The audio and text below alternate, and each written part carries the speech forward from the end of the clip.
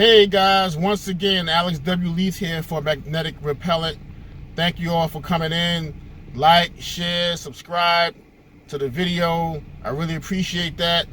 And listen, today we're going to be talking about the plight of the religious fanatic. So buckle your seatbelts, hang on, let's go. You are now watching the Magnetic Repellent Show.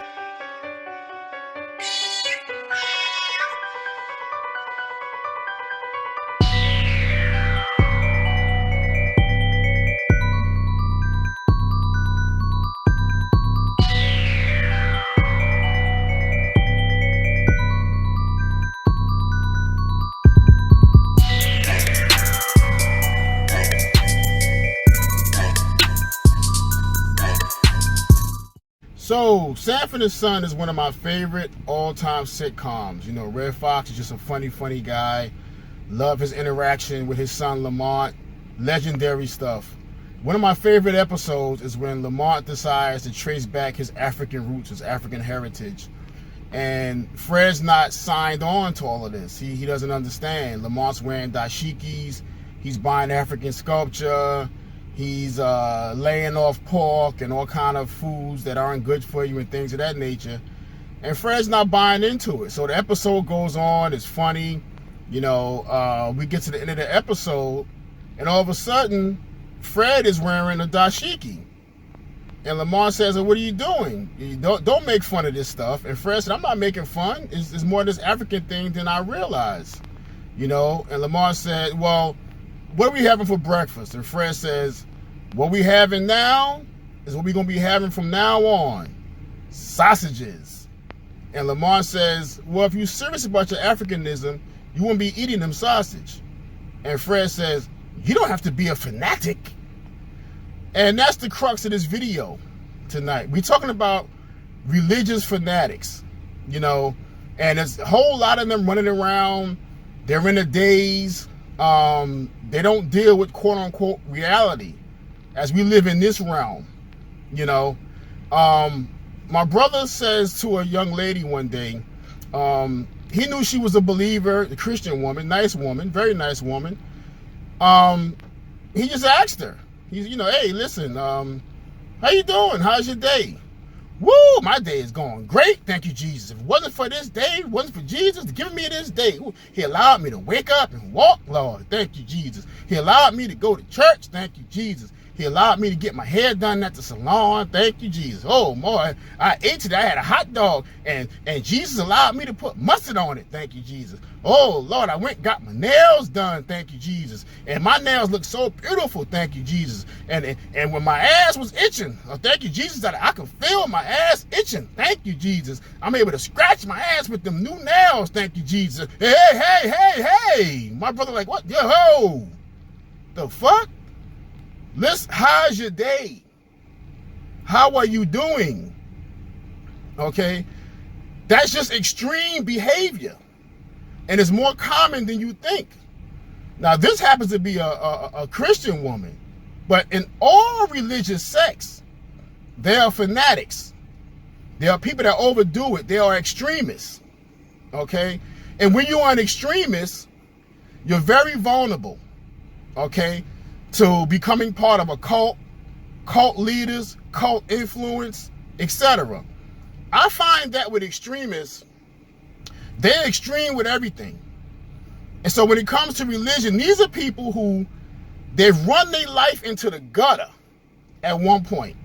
They were drug addicts, prostitutes, criminals, you know, illicit activities, whatever they were doing, they ran their life right off the rails. Making bad decisions, getting involved with bad people. So they were extremists in that regard.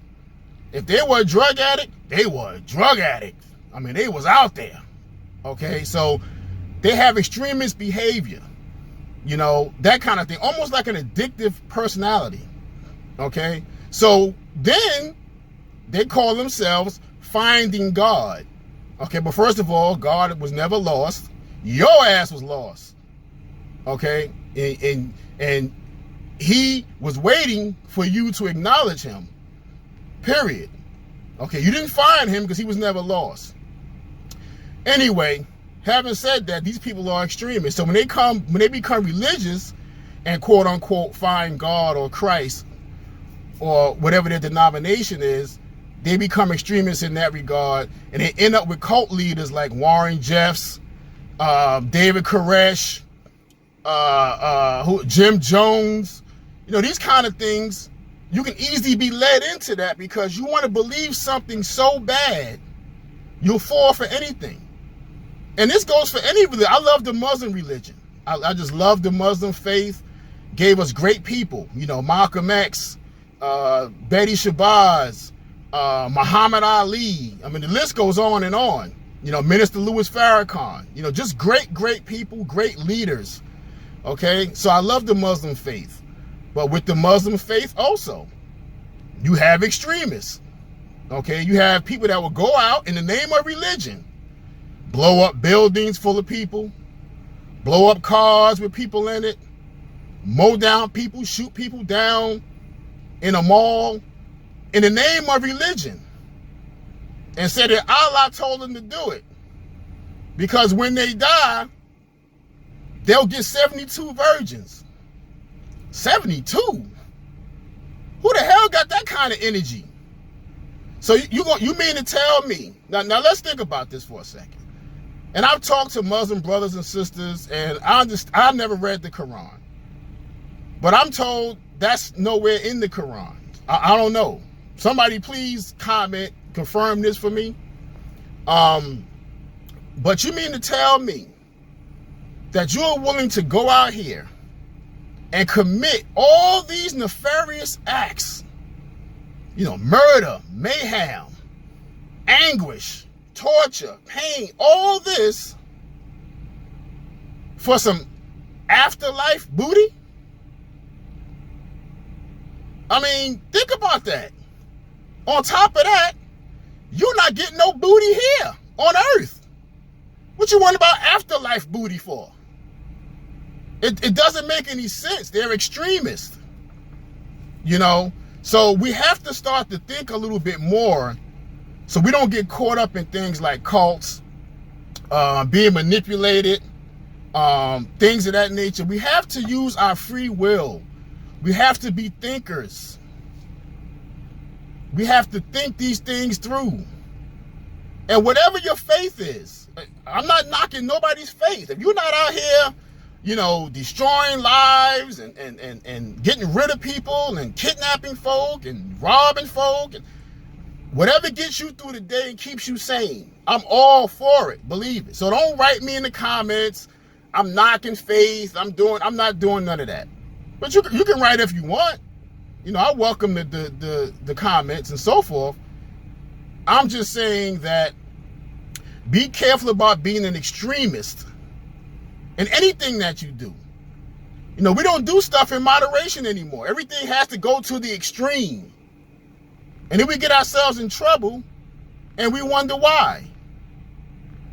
Thinking has become a thing of the past.